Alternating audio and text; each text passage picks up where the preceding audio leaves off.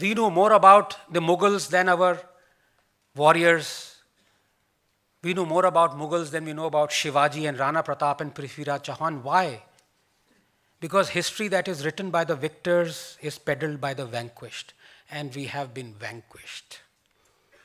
This is a country where people still go and pray at the grave of the monster Aurangzeb who beheaded Guru Tegh Bahadur, decapitated Sambhaji Maharaj, demolished Kashi Vishwanath, murdered 4.6 million Hindus. This is a country where Guru Arjan Dev was forced to sit on a hot plate and literally cooked alive by the Mughal Emperor Jahangir. And what do? We immortalize Jahangir in our films as that affable, feather-toying romantic Salim.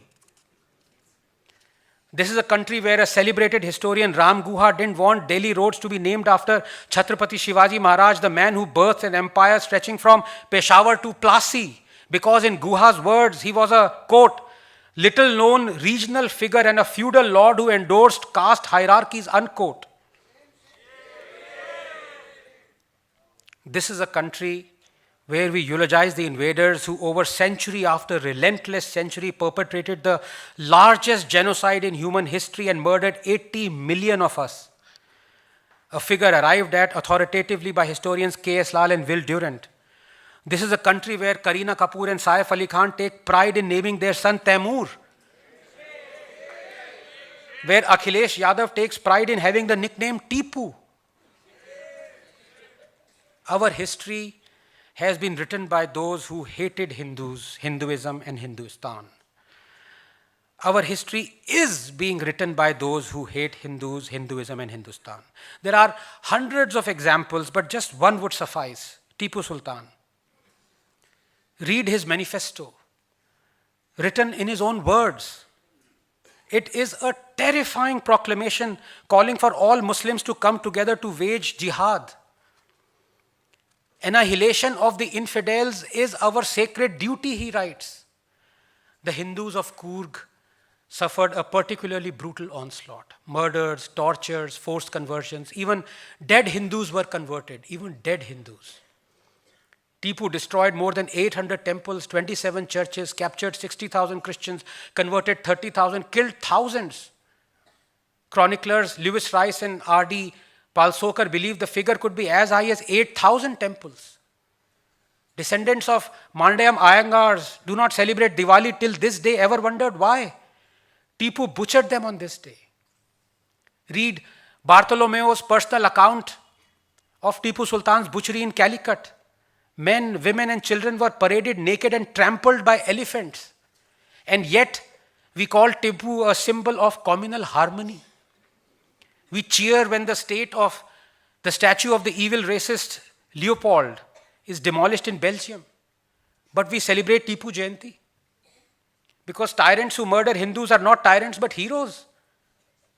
Praising Tipu is like praising King Leopold for building roads and ports in Congo, balancing out ivory trade and a million murders. There is no difference between Tipu Sultan apologists and Holocaust deniers. Twisted minds in need of immediate medical intervention. And yet they exist in their millions. In years to come, I am sure Yaqub Memnun's grave would become as popular a worshipping place as Aurangzeb's is today, visited and prayed at by politicians and film stars. The same Aurangzeb who was worse than Baghdadi 350 years before ISIS.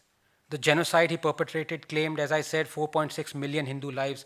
If an incident could muster a million spine-chilling imaginings, it would be that of the one in 1675 under broad daylight in Chandni Chowk where Guru Tegh Bahadur was beheaded on the orders of Aurangzeb.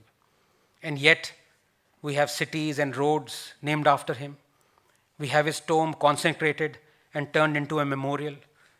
75 years have gone, but we still haven't got independence from brainwashing and servitude.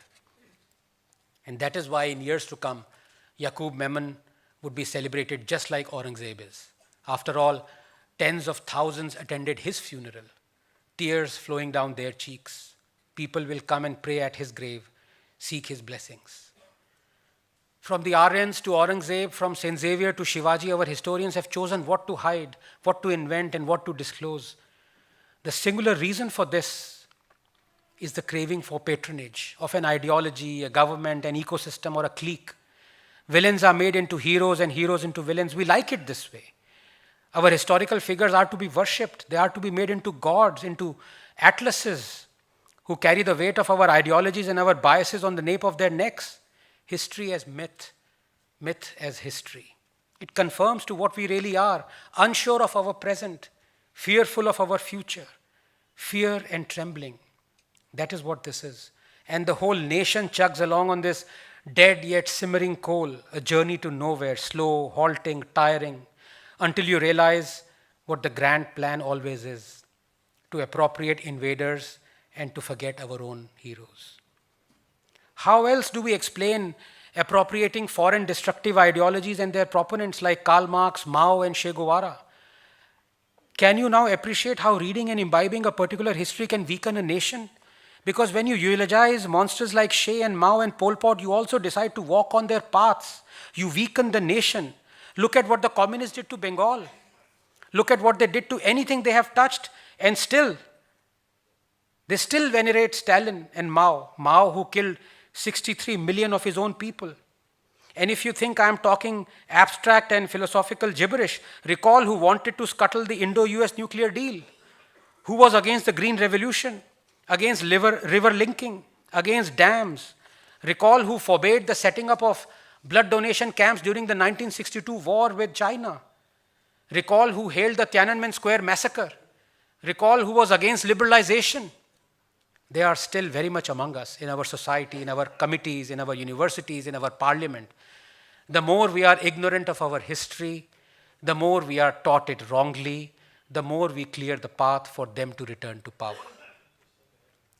History for us is either to be hidden or invented. We tell and retell what we like of it, and of what we don't, we scrunch it up and slip it under the mattress like a plastic bag. For the victors, a quill to write history with.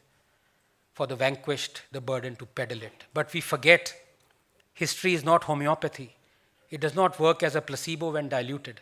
It simply disappears.